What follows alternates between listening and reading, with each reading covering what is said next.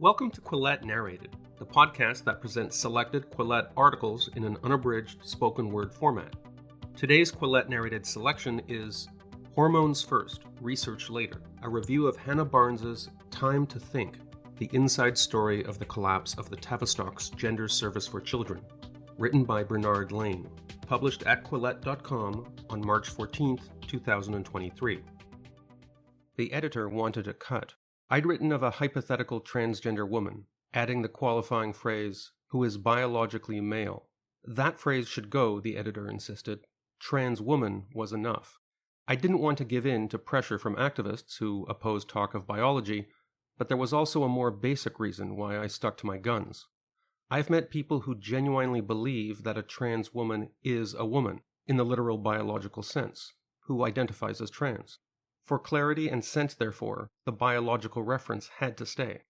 The activist milieu that I think of as transworld often seems back to front and upside down, and not just in its manic policing of language.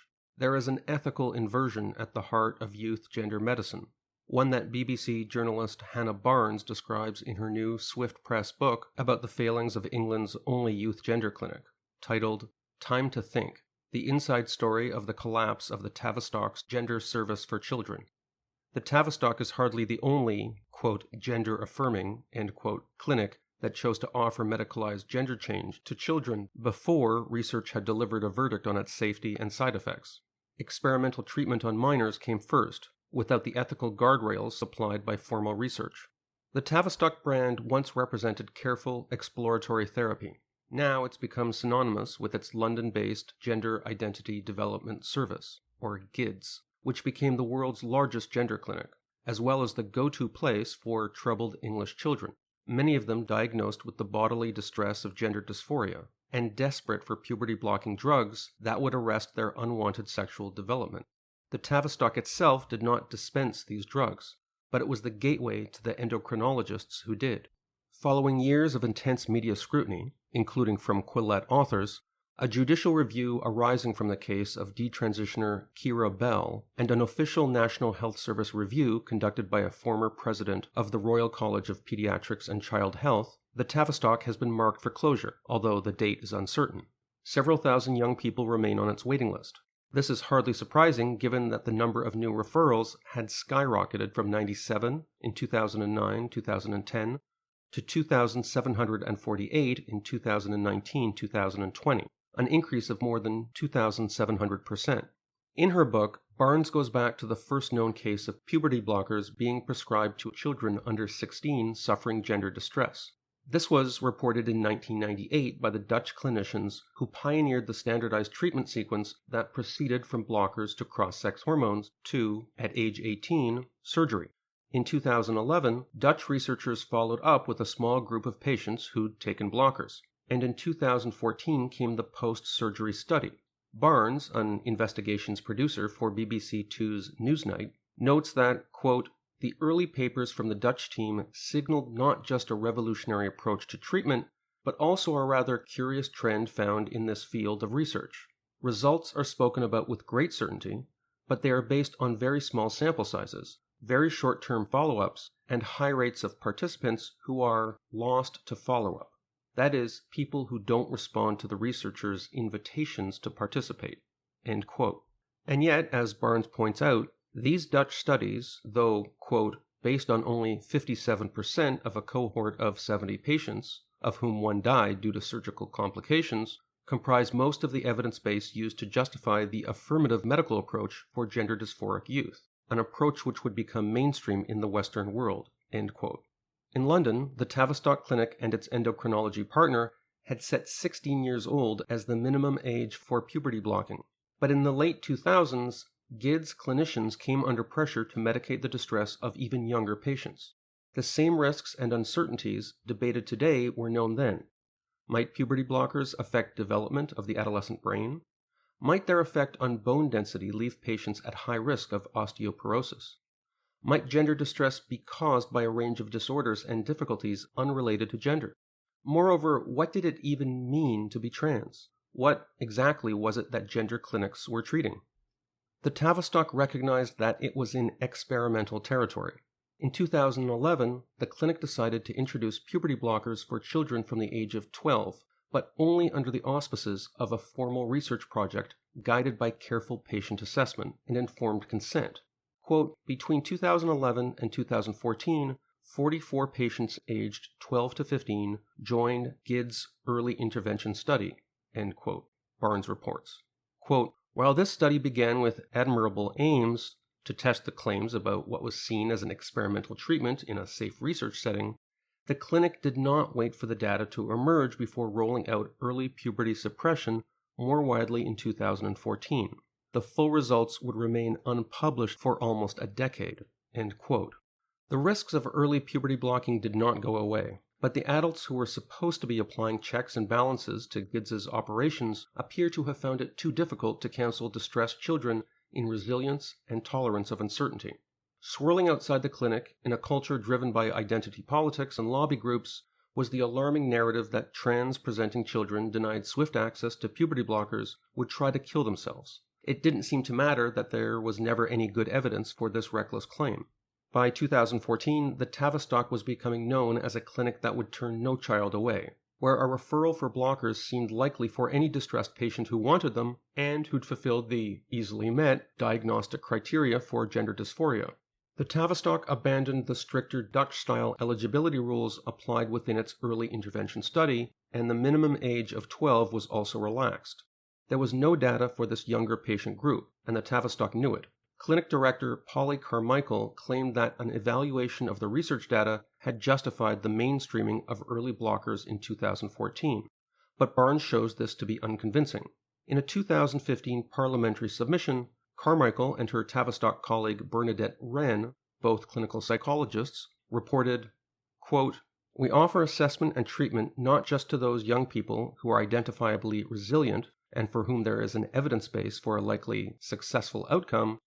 We have carefully extended our program to offer physical intervention, such as blockers, to those who have a range of psychosocial and psychiatric difficulties, including young people with autism and psychiatric difficulties, and young people who are looked after in care. End quote. Their stated rationale for this approach was that, quote, we have felt that these young people have a right to be considered for these potentially life-enhancing treatments, end quote. The clinic's leaders were admitting that they were providing physical interventions for, in Barnes's words, quote, those to whom the evidence base does not apply, end quote. And their basis for doing so was apparently the psychologist's own feelings. Many of the Tavistock patients were very different from those treated in the Dutch studies. In the Netherlands, the children were required to present with classic early-onset gender dysphoria that had persisted. In other respects, they had to be psychologically stable. In this way, the Dutch experts believed, they were denying treatment in cases where mistaken trans identity would lead to post-transition regret. Most young people at the Tavistock were experiencing gender-related difficulties. No one questions that. But so much else besides, end quote, Barnes writes. An analysis of 218 young people referred in 2012 cataloged, quote, non-suicidal self-harm, suicidal ideation, suicide attempts, autism spectrum conditions, ADHD, symptoms of anxiety, psychosis, eating difficulties, bullying and abuse, i.e. physical, psychological, emotional, sexual abuse, and neglect, end quote. These are the kinds of children often seen by a Child and Adolescent Mental Health Service, known in the UK as Child and Adolescent Mental Health Services, or CAMHS. But any passing reference to a gender issue in a child's file was often enough to have him or her referred to the overwhelmed Tavistock Clinic. As a gender clinic, GIDS was not commissioned to do the kind of complex, exploratory therapy that may be required to treat a mentally distressed child in a responsible and holistic way. In any event, its clinicians lacked the time and were under pressure to reduce the waiting list. At the Tavistock GIDS, there was typically only one treatment path, leading to endocrinology, blockers, and hormones. Like many public health providers, CAMHS too was under strain. In order to manage their own workload, its clinicians often would refuse to take on the myriad non-gender-related issues of those patients who'd been handed over to the national gender experts. How, amid this dysfunction, were the primary causes of a child's distress to be disentangled and matched up with the right treatments? Barnes writes, quote, self-diagnosed adolescent trans boys, natal females, started to fill up the Tavistock waiting room with similar stories, haircuts, even names. They'd talk about their favorite trans YouTubers. Given how complicated these young people appeared to be, could something else be going on that explained this? Something other than them all being trans? End quote. Perhaps something such as social contagion via social media and school-organized peer groups. One of the strengths of Barnes's book is her inclusion of patient profiles, which span the full spectrum of possible outcomes. At one almost tragic extreme is the story of Alex, as told by his mother, Diana, both names being pseudonyms. A geeky gentle giant, Alex had come out as gay, suffered bullying, and developed a severe and debilitating form of obsessive-compulsive disorder, or OCD. He was transferred to CAMHS, but then suddenly declared himself trans, whereupon he was entrusted to the Tavistock. He became housebound, was showering 5 times a day, and used a whole roll of toilet paper on each visit, causing blocked toilets and flooded bathrooms.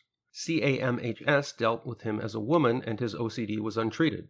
A Tavistock clinician, who'd traveled from London to see Alex, held out the possibility of a referral to endocrinology. Bewildered by this suggestion, Diana turned to a private counselor for her son. 2 years later, Alex declared he was, quote, through with gender, end quote. Barnes writes, quote, Diana still struggles to understand how any stretched NHS service, such as the Tavistock, would send a senior clinician several hours across the country to meet someone with mental health problems so severe that they were not attending school and could not leave their home to attend appointments. To then raise the possibility of physical transition, arguably the most invasive option, as a step forward at the very first appointment is beyond her. End quote. Behind the scenes, there were worried, thoughtful clinicians at the Tavistock, and in 2015, some of them took careful note of a new publication from a Finnish research project that, unlike their own, hadn't been preempted by a data-blind shift in clinical practice. The politically progressive but tougher-minded Finns had confirmed that the current patient group they were observing, chiefly teenage females, wasn't comparable to that which had populated the Dutch evidence base. Most of these girls, the Finns reported, had first presented with gender dysphoria only after the onset of puberty. Quote, and the vast majority suffered significant psychopathology and broader identity confusion than gender identity issues alone. End quote. Of the many who had been bullied, the bullying began before their ruminations about gender identity. 3/4 of these patients were undergoing psychiatric treatment for non-gender reasons at the time of their referral to the gender clinic. The Finns said these severe disorders and difficulties, quote, could seldom be considered secondary to gender dysphoria, end quote, meaning they would need treatment in their own right. If these were patients quite unlike those studied by the Dutch, then Dutch-style medical transition might be a harmful mistake. Having done their own research, as well as a systematic review of the evidence base common to youth gender clinics internationally, the Finns radically changed their clinical practice. In 2020, a Finnish public health agency declared that, quote, gender reassignment of minors is an experimental practice, end quote. That first-line treatment for gender dysphoria should be mainstream mental health care and support at school, and that if these young people showed psychiatric symptoms, one could not assume their declared opposite-sex identity to be stable. At the Tavistock, things had proceeded in a very different way. In 2016, GIDS researchers gave an in-house presentation of preliminary findings from the early intervention study of puberty blockers at younger ages. The good news came first. These children said they were happy to be on blockers, but the more objective measures of self-harm, suicidal ideation, and body image appeared to have either flatlined or deteriorated. Then, Barnes notes, quote, in an astonishing aside, the researchers revealed that everyone in the early intervention group had at this point progressed from the blockers onto cross-sex hormones, a treatment with irreversible consequences. Every single one, end quote. This was a, quote, holy fuck, end quote, moment for senior clinician Anna Hutchinson, a key source for Barnes, who reported, quote, it totally exploded the idea that when we were offering the puberty blockers, we were actually offering time to think. Because what are the chances of 100% of the people offered time to think, thinking the same thing? I mean, it looked to me like it was the opposite, and that once you're on the medical pathway, you stayed on the pathway. Perhaps you thought less, end quote. If the blockers were locking in the trans identities and gender distress of patients, then there would have to be young people, already suffering from trauma, abuse, and neglect, or struggles with same-sex attraction, heading for the later realization that medicalized gender change had been the wrong choice. It also meant that children as young as age 10 were signing up to a pathway likely to sterilize them, potentially rob them of future sexual pleasure, and leave them as permanent medical patients on lifelong drug regimens. How on earth could they give informed consent to all that? Already troubled clinicians such as Hutchinson took the initiative by warning patients and families that these supposedly, quote, fully reversible, end quote, puberty blockers might in reality be a guarantee of never-ending medicalization. The Tavistock leadership had been giving a warning too, but there was no formal shift to a more cautious clinical practice, nor was there a swiftly updated information sheet for patients and families spelling out the profound ethical implications of puberty blockers. After repeated inquiries by journalists, researchers, and judges, the full results of the early intervention study were at last published in December 2020, almost a decade after it had begun. It turned out that this intervention had provided patients with no measurable benefit in psychological functioning, quality of life, or intensity of gender dysphoria. Clinical practice and research were back to front, and even if the study had reported benefits, its weak design would have prevented any confidence about causation. The UK media has been awash with coverage of the Barnes book recently, but while the Tavistock was due to close in the British spring, a new system of replacement clinics networked with mainstream mental health providers isn't ready to replace GIDS, which is still providing around 1,000 young people with treatment, including blockers. There are links between the Tavistock and the largest gender clinic in my own country, Australia's Royal Children's Hospital Melbourne, or RCH. In 2016, the RCH's clinic director, Dr. Michelle Telfer, and a nurse colleague, Donna Eade, flew to London to meet pediatrician Russell Viner, the lead researcher of the Tavistock's early intervention study, and, quote, to learn how their child and adolescent gender service works, end quote. Some years later, researchers from the Tavistock and RCH would publish a paper showing a correlation between the appearance of transgender-related media stories and spikes in new referrals to their clinics 1 to 3 weeks afterwards. They attributed this link to, quote, growing awareness, end quote, rather than social contagion. In 2018, the medical journal The Lancet praised RCH's new treatment guidelines in an unsigned editorial with the heading, quote, gender-affirming care needed for transgender children, end quote. This was the first dysphoria guideline focusing solely on children and adolescents, according to the journal. The guidelines indicate that a teenager's depression, anxiety, or psychosis, quote, should not necessarily prevent medical transition, end quote, although the authors concede that these factors would make clinical decision-making more complex. The guideline document, updated in 2020, makes no mention of the growing trend toward detransition among formerly trans-identified children. Brandishing this guideline in draft form, RCH had persuaded Australia's Family Court in 2017 that the science of gender-affirming medicine had advanced to such a point that judges could safely wind back their supervision of hormonal and surgical treatments for minors, placing more trust in clinicians. Like the Tavistock, RCH has been offering hormonal treatments before its clinicians had any long-term safety data. In 2012, when Dr. Telfer became director, there were just 18 new referrals. In 2019, there were 336. That year, RCH published the protocol describing its longitudinal Trans 20 study, which had begun recruiting patients in 2017. The authors noted that, quote, the Royal Children's Hospital Human Research Ethics Committee approved the study, end quote. But did RCH need ethical clearance, years beforehand, when it began to dispense puberty blockers and opposite-sex hormones as routine treatments in the clinical setting? The hospital did not reply when asked. The 2019 protocol for the Trans 20 project acknowledged, quote, an urgent need for more evidence to ensure optimal medical and psychosocial interventions, end quote. 4 years later, RCH is yet to publish any data on the outcomes of its treatment. The clinic's website still claims that puberty blockers are, quote, reversible, end quote, although last year it did acknowledge in a newsletter to patients and families that the effects of blockers on the developing adolescent brain are unknown.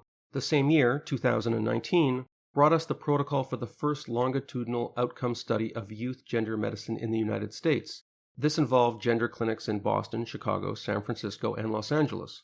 Project leader, Dr. Johanna Olson Kennedy, a high-profile gender clinician, secured a US $5.7 million grant from the National Institutes of Health, or NIH. The protocol admits that gender clinics have been operating without long-term safety data, stating that the research project will collect, quote, critical data on the existing model for transgender youth used in clinical settings for close to a decade, although with limited empirical research to support them, end quote. Much anticipated outcome data from this NIH study were published by the New England Journal of Medicine in January 2023.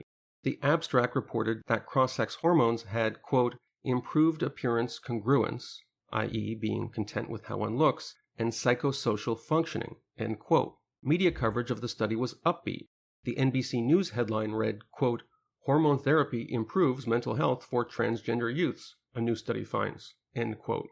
Except it didn't really. American journalist Jesse Singal, who published a detailed two-part analysis of the study on his Substack, summed it up with a tweet, quote, the hype is unwarranted. If you look closely, there is little here to support the idea that hormones help trans kids. Plus, there was an alarmingly high suicide rate, end quote. Singal, the author of a famous 2018 Atlantic magazine cover story documenting early doubts about youth gender medicine, found ample reason to regard the NIH study as opaque and unreliable. The lessons of Hannah Barnes's book-length expose aren't confined to England. In country after country, clinics have made it standard practice to offer invasive medical treatments to troubled and confused young people.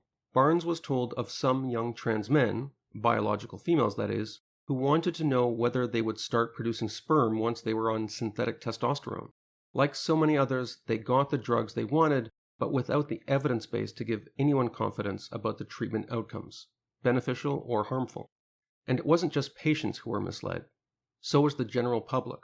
For too long, cherry-picked data, journal abstracts with fanciful claims, and trans-world activist demands have been taken as gospel by mainstream media outlets. Amid their misleading headlines, Hannah Barnes's book appears as a beacon of truth. That was Hormones First, Research Later, by author Bernard Lane, narrated by Jonathan Kay. To read this and other Quillette articles, and to learn more about our podcasts, events, and subscription options, please visit Quillette.com.